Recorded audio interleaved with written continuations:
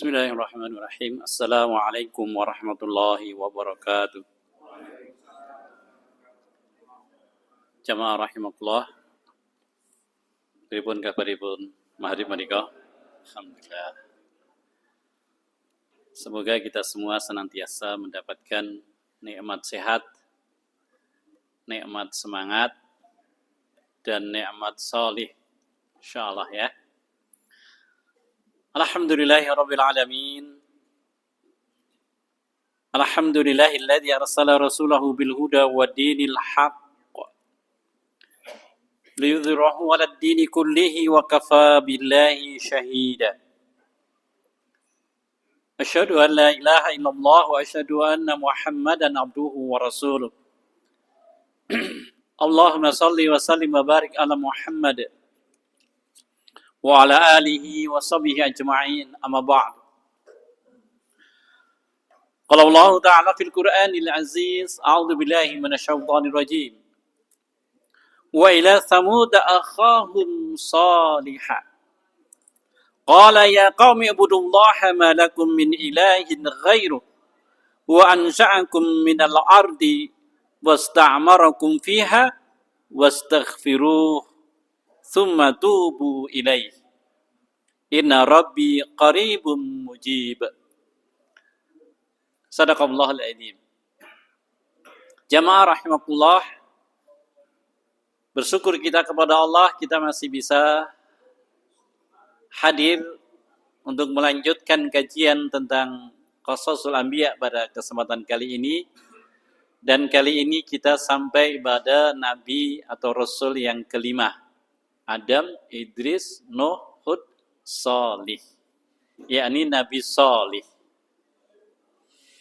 Sebelum saya lanjutkan, barangkali ada jamaah yang menyampaikan satu kata. Yang satu kata itu nanti akan saya hubungkan dengan kisah Nabi Saleh. Unta, ya nanti sampai. Karena unta adalah mukjizat utama Nabi Saleh.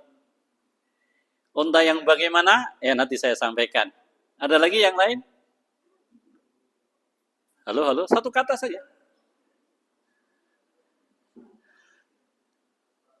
Saya katakan kuning, hijau, hitam. Apa itu? Baik, jamaah yang dimuliakan oleh Allah. Waktu yang terbatas ini semoga nanti bisa memberikan satu pengantar untuk kita memahami dan sekaligus menyelami sejarah para anbiya. Namanya sejarah tidak bisa ceritakan dengan ilusi, dengan fiksi ya. Karena namanya sejarah al-anbiya, ya berarti kita bicara masalah data. Maka setiap kali saya mau menyampaikan ini, saya belajar. Belajar saya lebih lama daripada pengajiannya. Karena apa? Karena materi kayak begini tidak banyak majelis. Kalau kita misalnya materi tentang amal soleh, barangkali tidak perlu belajar, tidak ada, ya siap ya. Nah, jamaah yang dimuliakan oleh Allah, bicara tentang Nabi Saleh, yang viral saat ini adalah Madain Saleh. Ya, Madain Saleh. Apa itu Madain Saleh? Yaitu satu wilayah yang diyakini dulu disitulah tempat di mana kaum Tsamud, jadi kaumnya Nabi Saleh itu namanya kaum Tsamud. Tadi di awal saya sampaikan surah Hud ayat yang ke-61, awalan ini sama persis dengan apa yang Allah sampaikan di dalam surah Al-A'raf ayat 73. Wa ila Tsamud, dan kepada kaum Tsamud, akhahum Salihah, aku utus, artinya Allah mengutus dari mereka sendiri, yakni dari kaum Tsamud, yakni Salihah, Nabi Salih. Nah, jadi jamaah yang dimuliakan oleh Allah, Madain Saleh adalah satu wilayah di distrik Al-Ula yang masuk dalam provinsi Tabuk. Kalau saya cerita tentang hal ini, saat ini salah satu kegagalan ataupun proyek yang dihentikan dari proyek ambisius MBS 2030 sekarang mandek itu di Provinsi Tabuk. Beda distrik dengan Madain Soleh atau Madain Soleh beda tempatnya ya tidak berjauhan dari Al-Ula. Nah, Al-Ula ini dari situlah ada proyek NEOM. Dan sekarang proyek NEOM itu mangkrak. Padahal anggarannya 30.000 triliun kalau dirupiahkan. 30.000 triliun mangkrak. Ini uang Indonesia sak negara kelaparan ya. Nah, kita tidak harus, tapi cuma saya sampaikan bahwa Madain Soleh itu ada di dalam wilayah Provinsi Tabuk. Salah satu kegagalan atau salah satu hal yang menyebabkan, salah satu ya, barangkali ini informasi yang panjenengan baru dengar.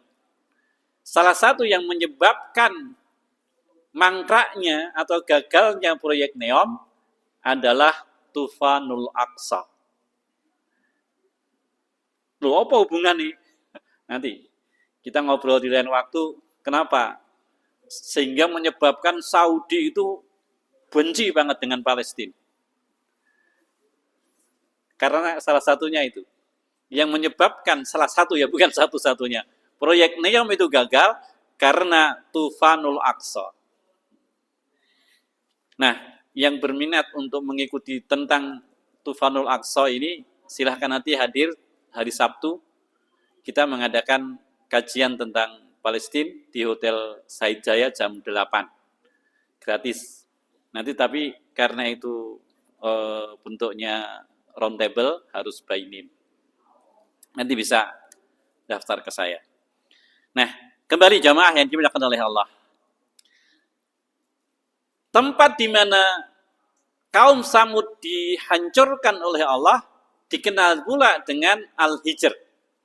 Maka ada salah satu surah dalam Al-Quran ya yang Allah beri nama dengan surah Al-Hijr. Jadi surah yang ke-15 ya. Surah yang ke-15 surah Al-Hijr. Tepatnya adalah kalau dulu antara Hijaz dan Syam. Kalau Syam sekarang kan sudah, nama itu sudah berangsur ditinggalkan.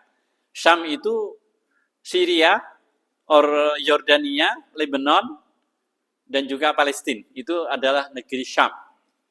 Pusatnya adalah di Damsyik. Kalau dulu ya, sekarang namanya Damaskus. Atau di Syria. Al-Hijr dulunya adalah tempat yang sangat makmur, sangat subur. Makanya salah satu peradaban besar yang pernah tumbuh atau pernah hadir di dunia ini adalah peradaban di Al-Hijr. Dan peradaban itu adalah bangsa Samud. Yang sebelumnya ada bangsa Ad. Bulan yang lalu sudah kita bahas, kaum Ad itu adalah kaumnya Nabi Hud.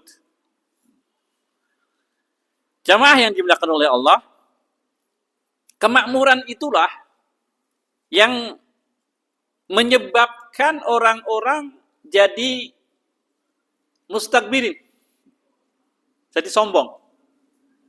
Dan memang kemakmuran itu cenderung arahnya adalah kepada kesombongan. Kalau kita pelajari umat-umat sebelum Rasulullah SAW, kenapa mereka menjadi kafir, menjadi kufur, menjadi penentang para nabi, adalah kemakmuran. Karena ketika kemakmuran itu berpadu dengan keamanan, maka hasilnya adalah kesombongan. Kecuali sedikit di antara mereka. Jadi orang-orang yang kufur itu adalah orang-orang yang mereka makmur. Mereka aman. Merasa nyaman, aman dengan kekayaan, dengan kemakmuran, dengan pangkat, dengan derajat yang tinggi. Akhirnya mereka lalai. Sebaliknya, mustakbirin lawannya, bukan lawannya ya, tapi istilahnya kata itu berkebalikan dengan mustadha'ifin, orang yang dhaif. Dan kebanyakan orang-orang dhaif lah yang mengikuti para nabi. Jadi dakwah para nabi-nabi terdahulu itu kebanyakan diikuti oleh mustadha'ifin. Orang-orang yang lemah, orang-orang yang miskin, orang-orang yang tidak punya jabatan dan sebagainya. Dan itu kayaknya menjadi hukum alam ya. Ada nggak koruptor yang miskin? Masa koruptor miskin gitu ya? Jadi korup apa gitu ya? Nah, khusus untuk kaum Samud, ada kesamaan antara mustakbirin dan mustadha'ifin ini, yakni ketika mereka menyembah dengan sesembahan yang sama. Yakni mereka disatukan, orang-orang yang kaya-kaya, yang berkuasa dengan para pekerja, para petani, para peternak, disatukan, yakni ketika mereka menyembah dengan sembahan yang sama, yakni patung-patung. Jadi jamaah yang dimuliakan oleh Allah, maka kemudian Allah utus, yakni Nabi Saleh kepada kaum Samud yang mereka tinggal di Hijr atau di wilayah, kalau sekarang itu masih masuk dalam wilayah Saudi, yakni di Provinsi Tabuk. Provinsi Tabuk itu adalah provinsi paling atas kalau peta ya, atas Saudi. Jadi dari Madinah, Tabuk itu jaraknya kurang lebih 650 kilo.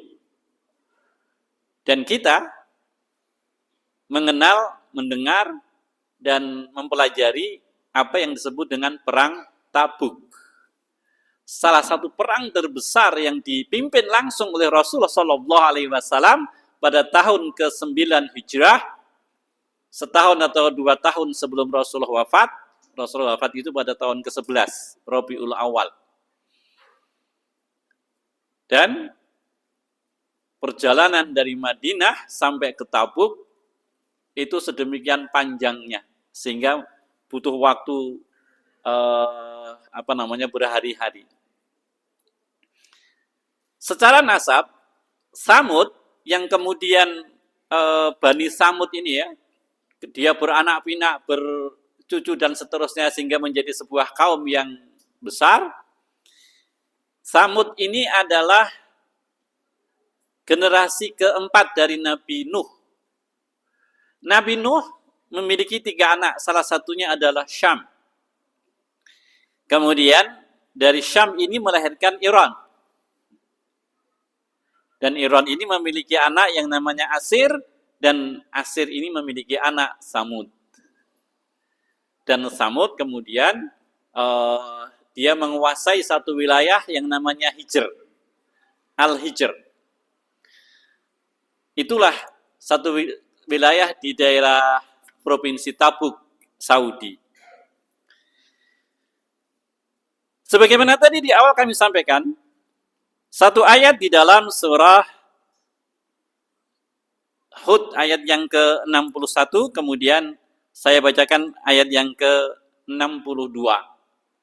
Jadi ini adalah dakwahnya Nabi Salih, dan juga nabi-nabi yang lain juga sama, yakni mengajak kepada ketauhidan. Qalu ya Salihu qad kunta fina marjuwan qabla hada. Jadi ketika Nabi Saleh ini mengajak kepada kaumnya untuk tauhid, ya qaumi ibudullaha ma lakum min ilahin ghair. Wahai kaumku. Artinya yang diajak itu bukan orang lain. Nabi Samud sejak kecil itu digadang-gadang akan menjadi pemimpin kaum Samud. Karena apa? Semua masalah dengan keadilan, kebijakan Nabi Samud, semua orang ketika mereka bermasalah menuju atau larinya kepada Nabi Samud, Nabi Saleh, kaum Samud itu. Ada masalah di perdagangan, mereka menuju kepada Nabi Saleh. Ada masalah di rumah tangga, mereka minta pengadilan kepada Nabi Saleh. Ada masalah kemasyarakatan, ada semua masalah itu larinya kepada Nabi Saleh. Sehingga Nabi Saleh ini menjadi harapan seluruh kaum Samud di wilayah Al-Hijr ini. Dan jamaah yang dimuliakan oleh Allah, kaum Samud itu Allah berikan satu keistimewaan. Kalau kaum Ad, kaumnya Nabi Hud, itu mereka membuat bangunan-bangunan yang tinggi dari bukit-bukit ya, dari gunung-gunung. Kaumnya atau kaum Samud itu mereka ngeprasi gunung-gunung itu untuk dijadikan rumah. Jadikan hunian. Tapi hunian bukan hunian harian, tidak. Tapi hunian kayak kaumnya Ad, itu hunian yang sementara, semacam villa.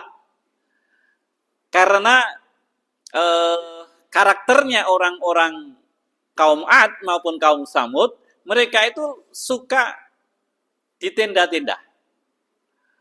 Jadi gawe omah mewah, gunung itu kepras, tingginya sampai puluhan meter itu, ya karena memang mereka memiliki tinggi berlipat dari kita ya. Kaum Samud, kaum Ad, mereka itu raksasa-raksasa. Tinggi mereka itu 20-an meter. Sehingga kalau buat rumah dari bukit, dari gunung batu yang sedemikian tinggi, yo wajar. Jangan dibayangkan dengan kita. Karena sering, saya pernah ketika dengan beberapa teman itu, jadi orang-orang Samud dahulu peradabannya maju sekali ya. Mereka orang-orang yang sudah bisa membuat bangunan-bangunan tinggi dan kemudian bayangke dhuwure kaya awake dhewe gitu ya. Keliru itu. Nah, jamaah yang dimuliakan oleh Allah, menarik ketika di dalam surah An-Naml, ya, surah yang ke-27. Pada ayat yang ke-48. Wa kana fil madinati tis'atu rahtin yufsiduna fil ardi wa la yuslihun. Wa kana fil Madinah, dan sungguh di fil Madinah, di kota itu atau di wilayah itu, yakni di Al-Hijr itu, yakni kaum Samud, ada tis'atu rahtin, ada 9 oligarki. Ada 9 tokoh. Ada 9 orang yang 9 orang ini menguasai ekonomi kaum Samud. Kalau bahasa sekarang, persis plek. Napa? Jenengan sing ngendika to ya. Kok ya persis plek ya? Jadi kaum Samud itu dikuasai satu wilayah itu, satu peradaban itu, yang berkuasa adalah tis'atu raddi. Jadi dikatakan di situ adalah, ini Quran loh ya. Jadi ada 9 orang yang berkuasa. Surah yang ke-27 ayat yang ke-48. Tis'atu rahtin. Ada 9 penguasa. Dan 9 orang inilah yang menjadi penggerak seluruh masyarakat Samud. Jamaah yang dimuliakan oleh Allah. Kemudian yang terjadi tiba-tiba setelah Nabi Saleh ini sejak kecil sampai dewasa dipercaya oleh masyarakat untuk semua masalah itu larinya, bertanyanya, mengadunya kepada Nabi Saleh. Tiba-tiba ketika Allah masa bi'sah atau masa kenabian diangkat menjadi nabi, sama sebagaimana nabi-nabi yang lainnya. Sebagaimana juga Rasulullah SAW. Ketika sudah diangkat menjadi Rasul, maka menyampaikan dakwah. Semua orang, karena sejak kecil Nabi Saleh ini tidak pernah bohong. Sejak kecil Nabi Saleh ini tidak pernah ingkar janji. Sejak kecil Nabi Saleh ini semua kebaikan ada pada dirinya. Siapa di antara kita yang sejak kecil tidak pernah bohong? Termasuk saya ngomong berdoa ya. Nah, maka ketika tiba-tiba Nabi Saleh itu mengajak kepada kaumnya, mari saya akan sampaikan sesuatu. Maka seluruh penduduk Al-Hijr, mereka berkumpul. Mereka penasaran. Ini Saleh mau apa ini? Ini Saleh mau apa ini? Mau ngomong apa dia? Mau ngajak apa dia? Mau nawarkan apa dia? Mereka semua tertarik. Dan ketika kemudian ternyata yang disampaikan, yang ditawarkan oleh Nabi Saleh adalah tauhid, hampir semua orang ketika itu menolak. Nah begitulah. Dakwah Rasul itu memang uniknya di sini gitu ya. Rasulullah SAW yang sejak kecil senantiasa dipercaya hingga mendapatkan gelar Al-Amin. Ketika kemudian beliau mulai berdakwah usia 40 tahun, yang terjadi apa? Semua orang menolak.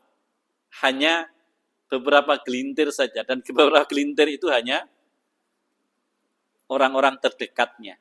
Bahkan 10 tahun, 13 tahun Rasulullah berdakwah di Makkah, yang percaya kepada beliau hanya 83 orang. Padahal selama 40 tahun ibaratnya, Rasulullah itu tidak pernah sekalipun berbohong. Tidak pernah sekalipun ingkar janji. Hingga mendapatkan gelar Al-Amin. Nah, Nabi Saleh pun juga begitu. Beliau tidak pernah ada dalam catatan beliau berbohong. Dan semua kebaikan. Nah, ketika kemudian beliau menyampaikan dakwah, baik yang mustakbirin, para pejabat-pejabat itu, maupun mustadhaifin, orang-orang yang dhaif pun sama. Kebanyakan atau hampir semua mereka tidak percaya. Hanya beberapa gelintir saja. Artinya beberapa gelintir ya sangat sedikit. Ibaratnya cuma 2-3 orang saja. Namun Nabi Saleh tidak pernah putus asa. Setiap kali ketemu, akhirnya dia temui para petani ketika mereka sedang di ladang. Nabi Saleh datang kepada mereka, ngajak ngobrol mereka, menjelaskan kepada mereka. Kalau kalian ini sedang bertani, kira-kira yang menumbuhkan, menghasilkan tanam-tanaman ini siapa? Jawab mereka apa? Ya, dewa-dewa yang kita sembah. Kan begitu? Sama.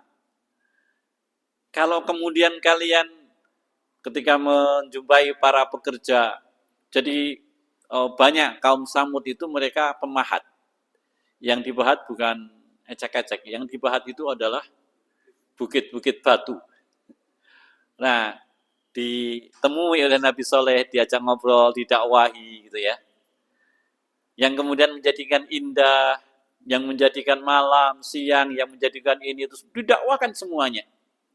Siapa yang membuat ini semua? Jawabannya sama. Ini adalah patung-patung yang dewa-dewa itu. Tuhan-Tuhan kami.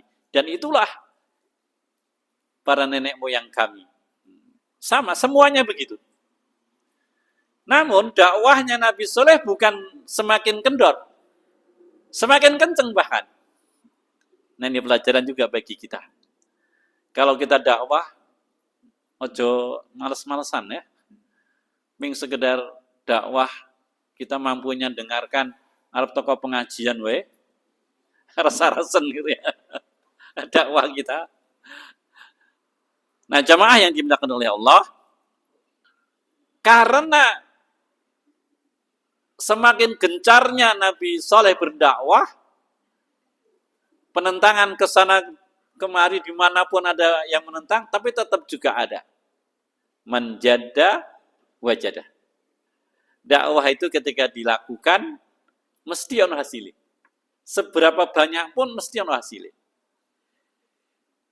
Dulu sudah kita bahas Nabi Nuh alaihissalam. 950 tahun Nabi Nuh berdakwah, ngajak wong untuk bertauhid, sing melu ming wong 80. Bayangkan. Berarti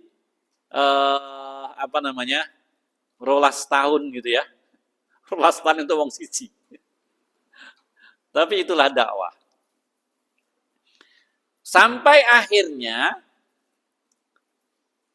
ya tadi 9 oligarki itu mereka gerah. Mereka semakin memuncak gitu ya. Padahal mereka sudah menyebarkan isu soleh itu wong ahli sihir, soleh itu wong edan, soleh itu wong ini, wong ini, wong ini. Semua predikat negatif itu melekat pada Nabi Soleh. Sebagaimana semua Nabi, termasuk Rasulullah Sallallahu Alaihi Wasallam. Rasulullah dikatakan majnun itu biasa gitu ya. Dan semua Nabi begitu. Namun fitnah maupun anggapan sebutan negatif itu bukan semakin menyurutkan langkah. Justru sebaliknya bertambah pengikut Nabi Soleh itu. Tapi semua pengikutnya saat itu adalah mustadhaifin tadi, orang-orang yang lemah. Sedangkan tis'atu rohtin tadi, ya, 9 naga tadi, kemudian mereka semakin bertambah penentangannya. Hingga kemudian mereka bersepakat untuk menjatuhkan Nabi Saleh alaihissalam. Dengan cara apa? Mereka bersepakat piye carane. Udah gini aja. Ditantang dengan sesuatu yang mustahil. Dia akan buktikan. Nah, di situ nanti kita akan menang. Nah, terus apa bentuknya gitu ya? Nah, di sana itu ada gunung. Bukan gunung ya, bukit. Yang di bukit itu adalah batu yang sangat keras. Yang batu ini berkali-kali orang-orang Samud memahat itu katosen batu nih. Bukan sekedar padas ya, tapi batu yang sudah sangat keras. Sehingga ketika mereka memahat batu itu nggak bisa. Nah, tantang. Nek bener-bener kowe kuwi utusan Allah menurutmu, nah di dalam batu itu ada unta. Dan bahkan mereka menyebutnya dengan unta yang paling istimewa. Unta yang bulunya itu merah. Nah, mereka sepakat. Di dalam perjalanan mereka nabi meneh. Unta yang paling istimewa yang berbulu merah dan hamil 10 bulan. Bahkan sampai detail seperti itu. Gitu ya. Ayo tantang, ayo sampaikan ke Samud. Wah, mereka sudah sangat girang. Mereka sudah sangat gembira gitu ya. Karena apa? Karena mereka merasa bahwa mereka akan menang. Nah, ketika tantangan mereka itu sudah disampaikan kepada Nabi Soleh, maka kemudian Nabi Soleh menerima tantangan itu, tapi syaratnya kumpulkan semua orang. Wah, mereka semakin semangat mengumpulkan, ngajak-ajak. Ketika kemudian semua orang penduduk Hijr itu berkumpul, kemudian ketika itu Nabi Soleh belum tahu apa tantangan mereka, gitu ya. Jadi tidak diberitahu sebelumnya.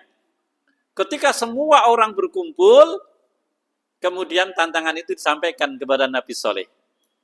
Ya Soleh, ini diabadikan di dalam surah Asy-Syu'ara. Surah yang Asy-Syu'ara itu setelah Al-Furqan, surah yang ke-26 ya. Mulai ayat yang ke-155 sampai 157. Nah, jamaah yang dimuliakan oleh Allah, maka disampaikanlah kepada Nabi Soleh tentang tantangan itu.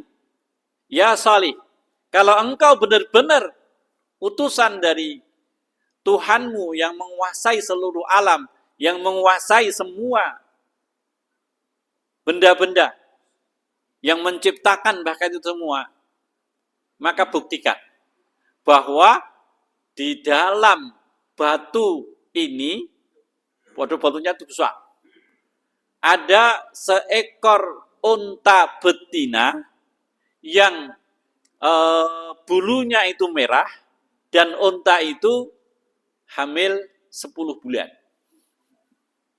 Jadi bukan hanya sekedar unta, dia enggak berhenti, tapi diperjelas lagi.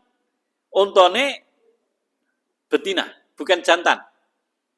Dan tambah meneh, betina hamil 10 bulan. Artinya apa?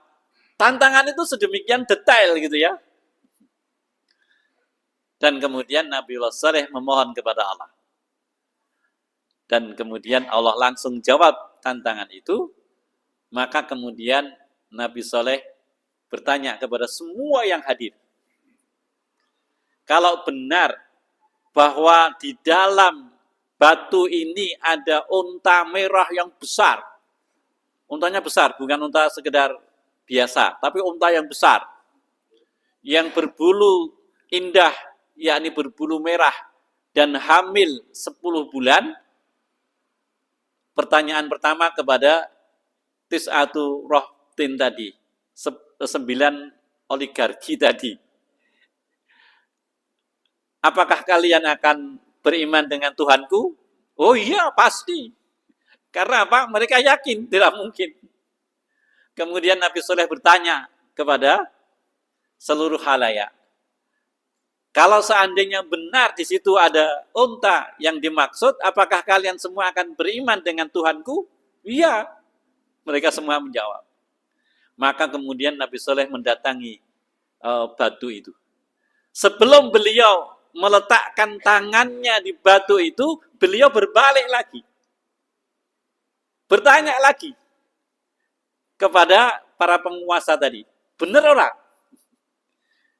Nek, di dalam batu itu nanti ada unta, kalian akan beriman kepada Tuhanku dan meninggalkan sembahan kepada patung-patung yang selama ini kalian sembah? Oh iya, pasti. Nah, maka kemudian Nabi Soleh meletakkan tangannya di batu itu, dan kemudian proses selanjutnya batu itu retak, dan retakannya semakin besar dan semakin besar, hingga batu itu terbelah menjadi beberapa bagian, yang debunya itu menutupi seluruh langit di Al-Hijr ketika itu. Saking besarnya batu. Dan ketika debu-debu dan batu-batu itu luruh, tampaklah seekor onta yang sangat besar, lebih besar daripada onta-onta yang lainnya, dan benar, onta itu berwarna bulunya merah, dan onta itu hamil 10 bulan. Apa yang terjadi? Mereka mengatakan, itu sihir. 9 orang itu tetap tidak ada satupun dari 9 orang. Tis'atu rohtin tadi, 9 oligarki tadi, tidak ada satupun yang beriman. Yang beriman mengikuti hanya orang-orang yang para pekerja, para pemahat, sebagian para petani yang jumlahnya nggak banyak. Nah, mulai saat itu, di dalam surah Al-An'am ayat yang ke-155 sampai ke-157, begitu unta itu keluar dari batu, maka kemudian Nabi Soleh berkata kepada mereka,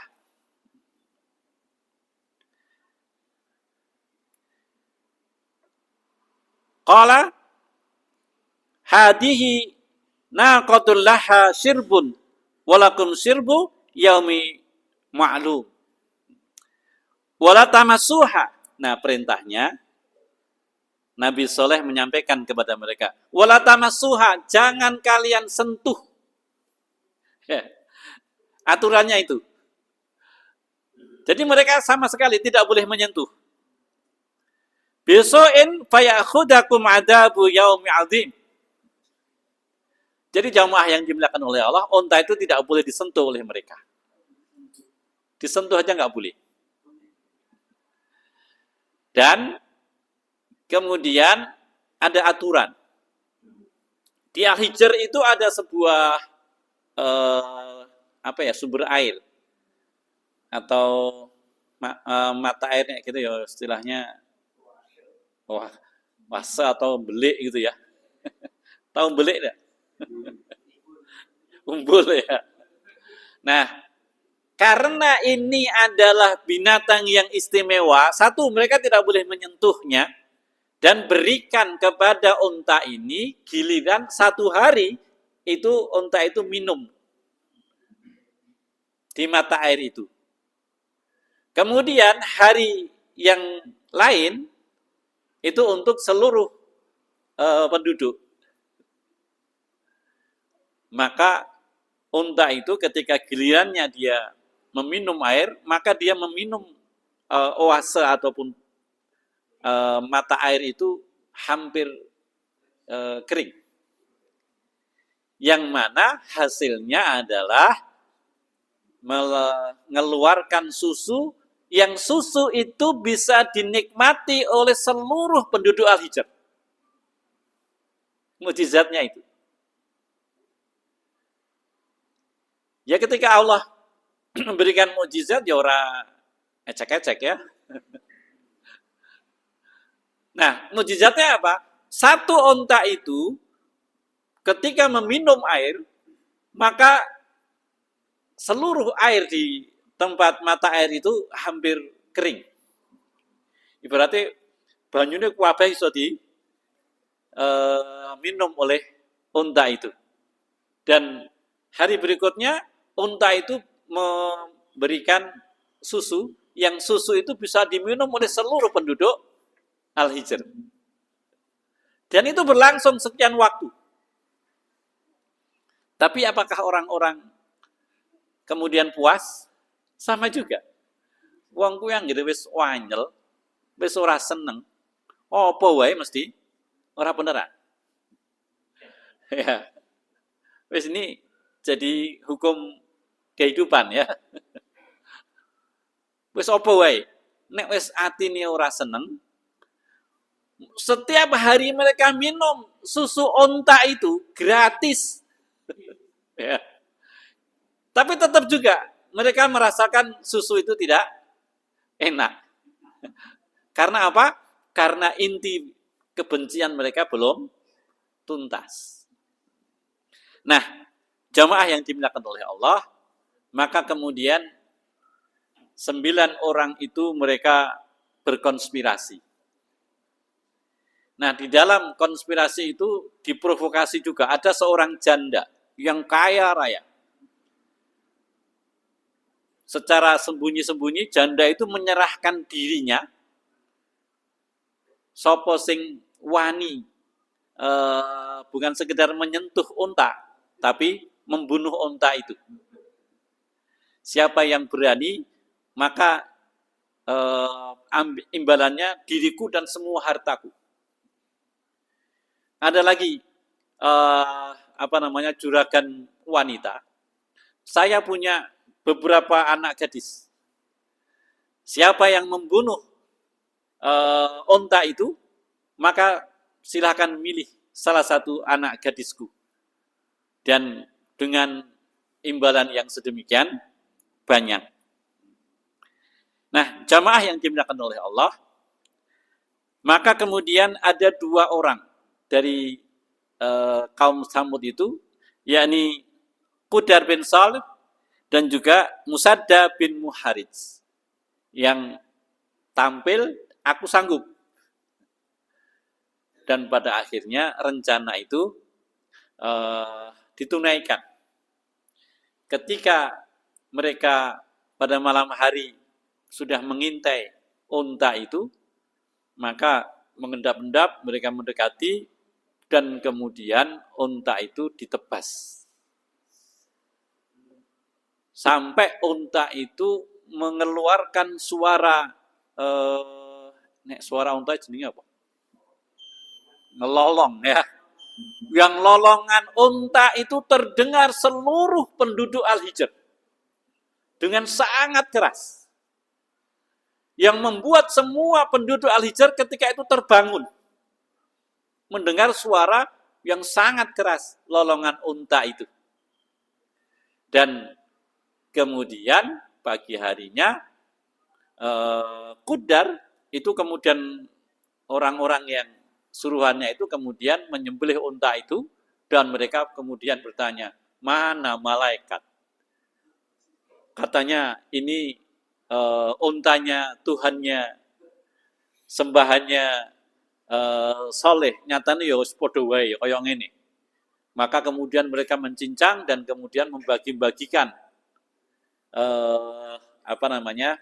dagingnya. Bahkan ada sebagian mengatakan bahwa unta itu sudah melahirkan, ya. Jadi yang di dalam perutnya itu sudah keluar, sampai kemudian bayi unta dari unta mujizat ini kemudian begitu induknya itu dibunuh, maka kemudian lari. Dikejar oleh orang-orang jahat itu. Sampai kemudian dibunuh juga. Dan dagingnya kemudian mereka bagi-bagikan kepada penduduk Al-Hijr, kaum Tsamud, iki lho, gak ono apa-apa ne untane kuwi jane. Maka menjumpai hal tersebut, mereka mendatangi Nabi Tsamud. Ya Tsamud, katanya Nabi Tsamud, ya Salih, katanya ini adalah unta mukjizat, unta Tuhanmu. Kalau benar itu adalah unta Tuhanmu, mana buktinya? Mereka bahkan menantang. Katanya kamu tidak boleh menyentuh. Kalau disentuh nanti akan ada azab. Segerakan azab. Nah, saat itulah jamaah yang dimuliakan oleh Allah, Nabi Saleh kemudian berkata kepada orang-orang ini, tunggulah datangnya. Allah akan menyegerakan azabnya. Mereka nantang, segerakan saja saiki gitu ya. Maka kemudian Nabi Saleh berkata, tunggulah 3 hari. Sambil di beberapa tafsir ini ingin menunjukkan dan ingin menyiksa mereka bagi yang tidak mau bertaubat. Yang mau bertobat segera. dalam 3 hari. Tapi kalau tidak mau bertobat, rasakan azabnya. Mereka nantang, segerakan saja hari ini. Tapi Nabi Saleh mengatakan, tunggulah 3 hari.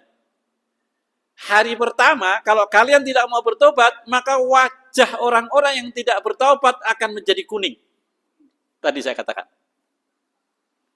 Kalau tetap tidak mau bertobat, hari kedua wajahnya, tubuhnya, seluruh tubuhnya akan berubah menjadi merah. Dan kalau tetap juga belum bertaubat, maka hari ketiga wajahnya, seluruh tubuhnya akan menjadi hitam semuanya. Tetap juga mereka, wah ini karena penyakit dan sebagainya. Maka hari kedua 9 oligarki tadi bersepakat. Wes yang ngono wis rasah riweh-riweh parani wae soleh. Pateni. Maka 9 orang tis'atu rohtin tadi, 9 oligarki tadi, 9 penguasa tadi mendatangi soleh. Dan yang terjadi apa? Allah turunkan dari langit, tidak tahu datangnya dari mana, 9 orang itu ditimpa batu yang berguguran dari langit. Matilah mereka. Dan hari ketiga ini Allah perintahkan Nabi Saleh dan pengikutnya untuk meninggalkan Al-Hijr. Kemana tujuannya? Ke Ramallah. Ramallah salah satu wilayah di Palestina. Ya. Jadi ya tidak terlalu jauh banget gitu ya, tapi wilayahnya ada ke Ramallah. Dan benarlah pada hari keempatnya terjadilah satu suara yang sangat keras, ya, suara yang memekakkan telinga, bahkan membuat mereka wis klenger dengan suara yang barangkali frekuensi desibelnya itu sudah. Jadi satu guntur atau satu petir, atau di beberapa tafsir ini guntur atau petir atau suara yang sangat memekakkan, dan itu membuat semua orang ini menutup telinga mereka karena apa? Karena tidak kuat. Dan saking tidak kuatnya mereka bergelimpangan. Wes klenger. Allah tidak segera mencabut ruh mereka, tapi Allah menyiksa. Terus kemudian setelah itu diikuti dengan gempa yang sangat besar. Yang gempa itu akhirnya menutup ataupun menimbun Al-Hijr itu. Itulah kisah kaum Samud. Dan orang-orang yang seluruh dunia ketika itu ya, yang selamat ya hanya pengikutnya Nabi Saleh yang di Ramallah, di Palestina.